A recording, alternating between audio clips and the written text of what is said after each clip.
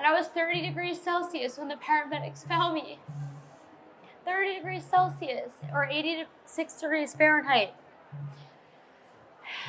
My mom had a feeling something happened to me that day and had a wellness check done on me.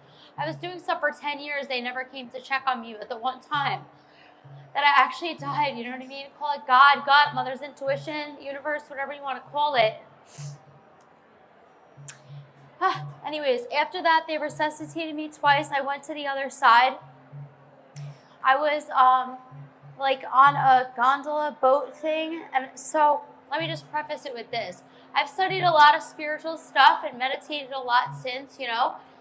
And like, I think that whatever experience that I had going to the other side is personal and unique to me. I'm not saying that this is what you're going to experience when you go there. And I believe in reincarnation and everything, you know what I mean? And also, I don't impose my beliefs on anyone. It's unique to everybody, I believe, you know? But anyways, I was in this, like on this boat on a type of a thing, like as if I was in like France or something, right? Or Italy. And it was kind of like a cave. It was kind of like, and I don't tell this story a lot, by the way. So, cool. Like I'll tell it a lot and then I won't tell it for like 3 years, you know? This was 2014, November 2014. Anyways, this is the realest thing I ever experienced, by the way. So I'm on this gondola boat in like a cave tunnel thing. And at the end of the tunnel, there were like two, what looked like people. One of them was like kind of like a little man. And one of them was like this beautiful woman goddess. And I came out of my body because I remember like looking at my feet in like the boat. And I didn't know that they were my feet, but they were black and blue. You know what I mean? And I remember thinking, this person's dead, you know? And when I looked up, they were celebrating Christmas up there. Like, it was literally kind of like, you know, like at the end of the cave tunnel, like up there they were celebrating Christmas. And like the beautiful woman angel and the man were like trying to like fix stuff, you know what I mean? The woman was on top of things. What's new? The angel, you know, she had it on lockdown. She was gonna fix stuff. But the guy was like, oh my gosh, this is not supposed to happen like this. This is not supposed to happen right now like this. And I'm thinking, or maybe that was my higher self at the time. I really don't know. Because I didn't really see his mouth moving. It was just like, you know. And then I remember I went up there for a little bit. And some of my ancestors were there. And there was old people up there celebrating Christmas. And I was trying to communicate with them. You know, I was trying to be like, hey, everyone, like, trying to tell them like what I just experienced down there. And no one was listening to me. Like they couldn't hear me or something. It was like I was in two timelines at once, or like two dimensions at once, you know? It was like I was there, but I wasn't supposed to be there yet, so maybe I didn't acclimate yet, so they couldn't hear me yet. I'm not really sure. Either that or they were like, you're just here for a second. Like, I don't really know, you know? So anyways, shortly thereafter, I laid in a 9-day coma on life support, where they basically told my mom and dad, like, there's no way she's going to make it, and if she does, she's definitely going to be brain dead. But the thing is that I had, like, so many people praying for me, like, you know, like, meditating, like, just all different communities, like, you know, people I'd met when I was a kid, especially, and then family friends and family members and everything. And like, the moral of the story is that she's going to wake up, you know? She's going to wake up. She's going to be okay, you know? And my aunt made like a website that people could send me messages while I was in the coma. Wishes for Trish at AOL, okay? AOL.com. Because this was 2014. And my mom wanted to read like the messages to me while I was in the coma, right? But the doctor wouldn't let her. But she's so funny. Like, my family is like Christian, right? She was going in there, putting holy water on me. Like, whatever it is, it worked, you know? So I was in Florida at this time, by the way. So I did wind up waking up shortly before Thanksgiving in the U.S., November 2014. I remember them taking the tube out of my throat. Everything was so foggy. I swear the walls were like moving around. Like, they put me in the MRI machine and I actually had 2 strokes. I did not look like this when I woke up. I couldn't complete a sentence. I couldn't see, I couldn't read, I couldn't write. Like, I was wrecked, literally wrecked. This eye didn't move back and forth. This whole side of my face was droopy. I was literally wrecked. And I remember the doctor said to me, do you have any idea where you are right now? And I looked around. I'm like, hospital. And he was like, he like could not believe that I was answering him. And I'm thinking, what the hell? You know, like, what am I? Where am I? Am I in the psych ward? You know? Because I'd been there before from drinking and drugging, you know? I was like, damn. You know, I didn't realize that I had just been in a 9-day coma. That's for sure. That's for sure.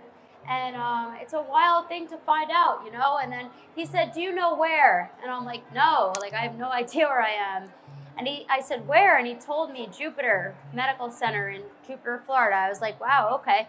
And then he asked me again, I don't know if it was a day later, an hour later, days later, do you know where you are? I was like, hospital. And he was like, okay, do you know where? And I had to think for like a real long time, but I'm like, Jupiter. And he's like, what? They were like psyched, you know? It's the weirdest experience, as you can imagine, like being like 29 years old at the time, you know, and like literally, and they're like, who's the president? And I'm like, I don't know that on a normal day. Ask me something I would know, you know? Like, how many fingers am I holding up? And I got like 90% of that right. But anyways, one of the things that was like paramount to me, and like I was having spiritual experiences prior to this, right? Like my brother-in-law at the time in 2012 passed away, and I would get like signs from him in like ladybugs in the middle of winter in Long Island, New York, in the house. Like, you know, and I'm like, I know that's him. And like I started to be able to like do things that other people couldn't do spiritually around 2011, 2012. And then once I died and came back, I mean, it was game on, you know? The doctor literally said to me, I have no idea how you're here right now. You have angels. And since I'd already gotten signs from them, I knew exactly who they were, you know? I had an uncle that passed away also, like 2 months before I passed away, basically. And like he would give me signs too. So I'm like, all right, him, my brother-in-law, and then my friend Mikey, you know? And so yeah, I mean, it's been like a beautiful journey of like spiritual evolution for me. And just like, I love meeting my people, you know, like I can sit here and cry in front of you guys vulnerably and tell you like, I'm human and I'm sensitive. And you guys are like, you guys understand, you know?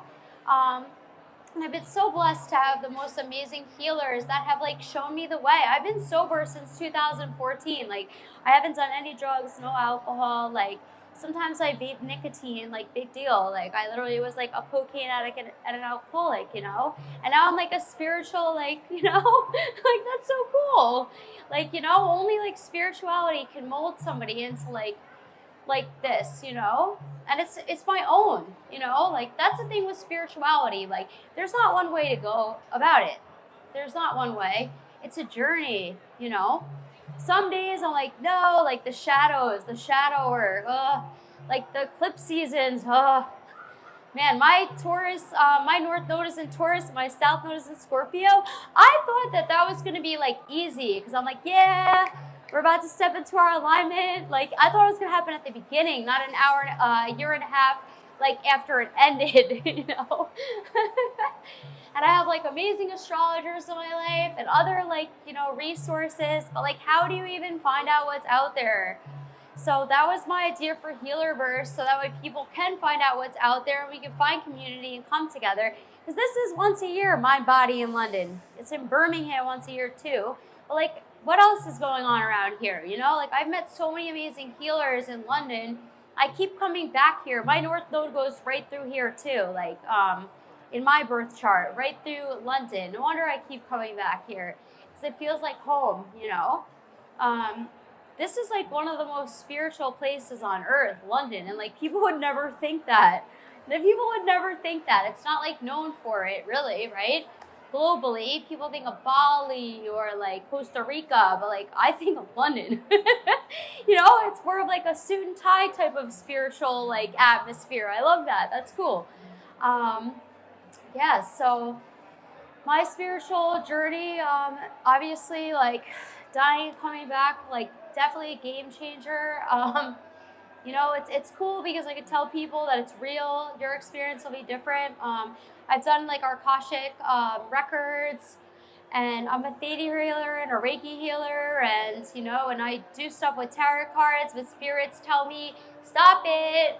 You don't need that. They're like, everything you need to know is in here. I'm like, okay, but, and it was so funny actually. Last week I broke out the tarot cards, and my dog is 8.5. He literally doesn't mess with anything except for his toys. He took the tarot card bag and was like chewing on it, and I took it away. And then he went like this with the tarot cards. I'm like, are you serious, Mac? Like, he's like in tune with them, you know? Because like he's very enlightened too, like all animals are. But I was like, are you working with them, you know? So yeah, and you know, there's so many modalities out there, and I really hope that everyone can find their own journey. And if you're ever having a tough day, just know that, like, you know, it gets better. And like, really the only way for us to be able to gauge the amazing high moments are to experience some of the low moments. And just know too, you're not alone, you know? You're not alone. Like, we have each other, you know. Sometimes it's hard for us to reach out to others for help, but like, honestly, most people are like, oh, please let me help you. You know, it's like our own ego that's like, I'm scared to ask for help, but it's something that we get used to doing. And yeah, I hope that everybody will join Healerverse. And my name is Trish Kane. You can add me on there. I'm on other social platforms too. I'm censored and shadow banned on Facebook and Instagram because I post spiritual quotes. Like, I don't know. But yeah, if anyone wants, we also put some of the flyers out, and I'm happy to give some of my personal contact information. And yeah, nice to meet you guys.